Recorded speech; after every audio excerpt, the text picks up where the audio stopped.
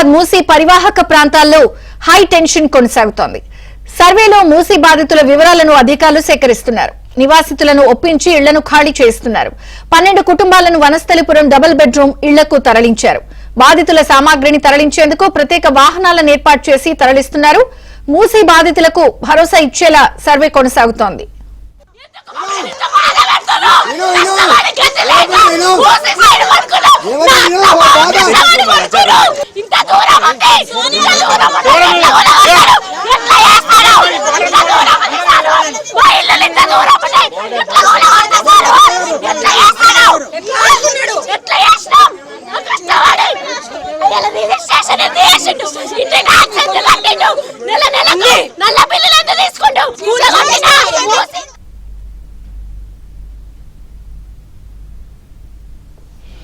హైదరాబాద్ మూసీ పరివాహక ప్రాంతాల్లో హైటెన్షన్ కొనసాగుతోంది.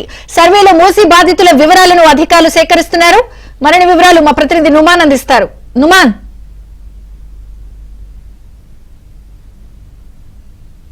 ఏదైతే మూసీ పరివాహక ప్రాంతాల్లో ఉద్రిక్త వాతావరణం అయితే ఇంకా కొనసాగుతుందని చెప్పవచ్చు. సో రెండో రోజు దాదాపు 30 టీమ్స్ తో దాదాపు 25 ప్రాంతాల్లో అధికారులు సర్వే నిర్వహిస్తున్నారు. అందులో భాగంగానే ఏదైతే ఇటు ఎల్బీ నగర్ నుంచి మొదలుకొని నాగోల్ వరకు ఉన్నటువంటి ఏదైతే ఈ మూసీ నివాసితులు ఉండేటటువంటి ప్రాంతాల్లో అయితే పూర్తిగా పెద్ద ఎత్తున ఎక్కడికక్కడ కూడా సర్వే అయితే కొనసాగుతుంది. 5 టీంలతో ప్రస్తుతం అయితే ఎల్బీ నగర్ లో అయితే ఎల్బీ నగర్ పరిసర ప్రాంతాల్లోనే ఏదైతే సర్వేని నిర్వహిస్తున్నటువంటి సిచ్యువేషన్ అయితే కనిపిస్తుందని చెప్పవచ్చు.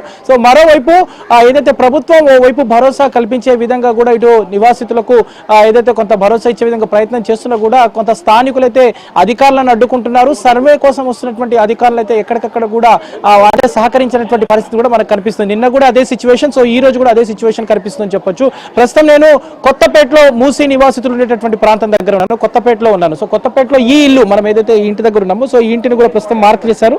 ఈ ఇంటిని కూడా ఏదైతే 2-3 రోజుల పూర్తిగా నేలమట్టం చేయడానికి అధికారులు రంగం సిద్ధం చేశారు. సో మరోవైపు మనము ఒక్కసారి బయటికి కూడా వెళ్ళి చూసే ప్రయత్నం చేద్దాము. సో ఇక్కడ పెద్ద ఎత్తున బాధితులు అయితే చేరుకున్నటువంటి పరిస్థితి ఉంది. సో ఇప్పటికే 12 మంది బాధితులను వారిని ఏదైతే పునరావాసం కల్పించి డబుల్ బెడ్రూమ్ ఇళ్లను వనస్థలిపురంలో ఉన్నటువంటి డబుల్ బెడ్రూమ్ ఇళ్లకి తరలించారు. సో ప్రభుత్వమే ప్రత్యేకంగా వాహనాలను కేటాయించి సో వారిని ఏదైతే కొంత పునరావాస కేంద్రాలకు తరలించే విధంగా కూడా చర్యలు ప్రారంభించింది. సో పూర్తిగా అధికారులు అయితే వారికి భరోసా కల్పించే విధంగా అయితే ప్రయత్నం చేస్తున్నటువంటి పరిస్థితి. సో ఇదిలా ఉంటే మాత్రం ఓవైపు ఇటు మనం చూస్తున్నాము పూర్తిగా బాధితులు ఈ నివాసితులు ఎవరైతే ఉన్నారో వీరంతా కూడా ఎవరు కూడా తాము ఇళ్లను ఖాళీ చేసి ఇట్టి పరిస్థితుల్లో వెళ్ళమంటూ కూడా సర్వేకి వస్తున్నటువంటి అధికారులు అయితే ఎక్కడికక్కడ కూడా అడ్డుకుంటున్నటువంటి పరిస్థితి కూడా మనకు కనిపిస్తుంది. భారీగా పోలీసు బందోబస్తు మధ్య అయితే ప్రస్తుతం అయితే సర్వే కొనసాగుతున్నటువంటి పరిస్థితి కూడా మనకు ఇక్కడ కనిపిస్తుంది. ప్రస్తుతం ఈ సర్వేలో అధికారులు వస్తున్నటువంటి అధికారులు ఎవరైతే ఉన్నారో వారందరూ కూడా ఎక్కడికక్కడ కూడా అడ్డుకుంటున్నారు, వారిని నిలదీస్తున్నటువంటి పరిస్థితి. సో బీజేపీ కార్పొరేటర్లు, బీజేపీ నేతలు కూడా వారికి